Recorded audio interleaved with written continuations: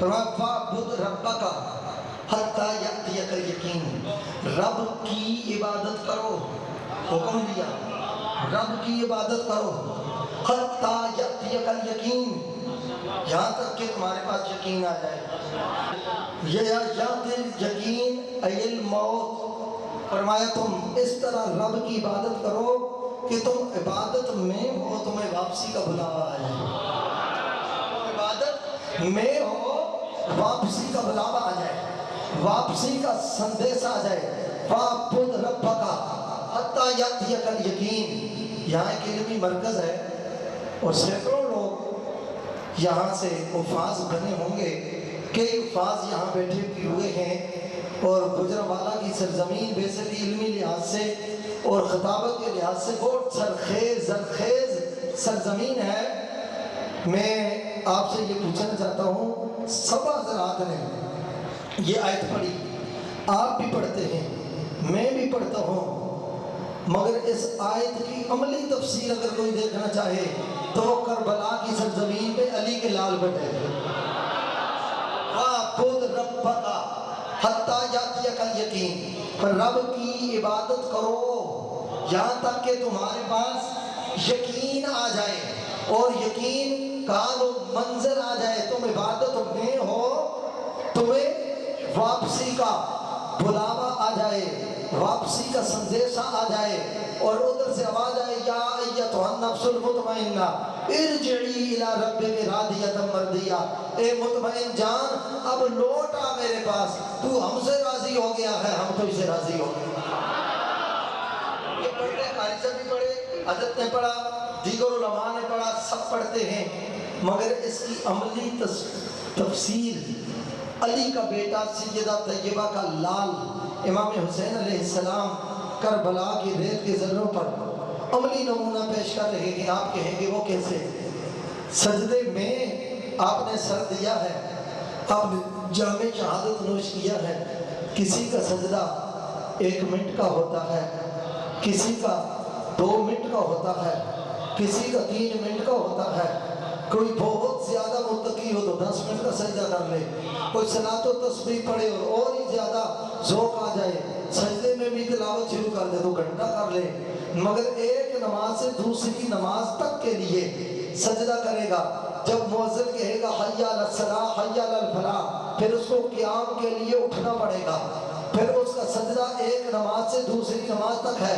سردی کی راتوں میں اگر عشاء پڑھ کے سر سجدے میں رکھا اور فجر کو اگر مؤذن نے کہا حی علی الصلاۃ الصلاۃ خیر من النوم، تو اس کو سر سجدے سے اٹھا کے قیام کی طرف آنا پڑے گا۔ آپ توجہ میری طرف رکھیں گے تو جہاں رزلٹ میں نکالوں گا پھر مسئلہ آسانی سے سمجھ آئے گا۔ جب وہاں بلایا جائے گا تو اس کو اٹھ کے آنا پڑے گا۔ کسی کا سجدہ 1 منٹ کا، 2 منٹ کا، 4 منٹ کا، 10 منٹ کا، 15 منٹ کا، آدھا گھنٹے کا، گھنٹے کا، مگر ایک سر ایسا ہے چشم فلک نے سجدے میں جھکتے ہوئے تو دیکھا، اپنی مرضی سے اٹھتے ہوئے نہیں دیکھا۔ امام الانبیاء صلی اللہ علیہ وسلم نے فرمایا ان کو اسی حال میں دفن کر دو، احرام باندھا ہوا ہے، فرمایا دفن کر دو۔ یاتی یوم القیامت ملبیہ، یہ جب قیامت والے دن آئے گا تلبیہ کہتا ہوا آئے گا، لبیک کہتا ہوا آئے گا۔ حج میں نے بھی کیا، آپ نے بھی کیا ہوگا، اور حج کا بہت لمبا احرام بھی باندھو تو 4 دن کا، 5 دن کا، 6 دن کا، 7 دن کا، ان سے لمبا بندہ احرام نہ باندھ سکتا ہے نہ سنبھال سکتا ہے۔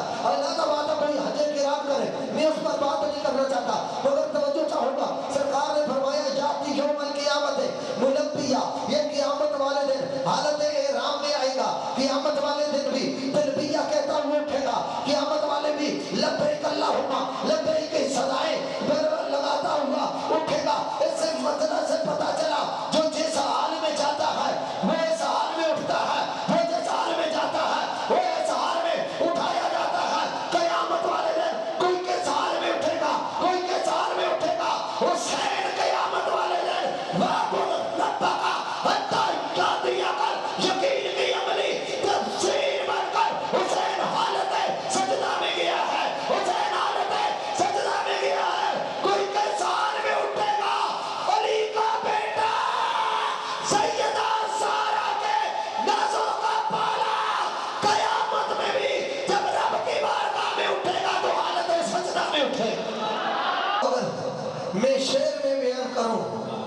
شعر میں بیان حسین ابن علی کی نیاز جاری ہے. ایسے آپ کی یہ جو سوچنے کی مفکر بننے والی کیفیت ہے نا، یہ میری تقریر کرائی میری تقریر کو درس میں تبدیل کر دے. سچی بات میں آپ کو کہہ رہا ہوں. تقریر کی نہیں جاتی، کروائی جاتی ہے. سمجھ آئیے؟ پیار سے بولیے ذرا سبحان اللہ، اور محبت سے بولیے. اب فکر کرنے کے لیے، سوچنے کے لیے، مفکر بننے کے لیے کافی لوگ ہیں، اور کافی مفکروں نے رولا بھی ڈالا ہوا ہے ماحول میں. کافی لوگ فکر کیے. آپ دیوانے بنے امام حسین علیہ السلام، غلام بن کے بیٹھے. حسین ابن علی کی نیاز جاری ہے. حسین کی نیاز یہ صرف دودھ نہیں ہے. حسین کی نیاز صرف یہ ملائی نہیں ہے. حسین کی نیاز صرف یہ سبیل نہیں ہے. حسین کی نیاز صرف یہ حلیم نہیں ہے. حسین کی نیاز صرف یہ کھیر نہیں ہے.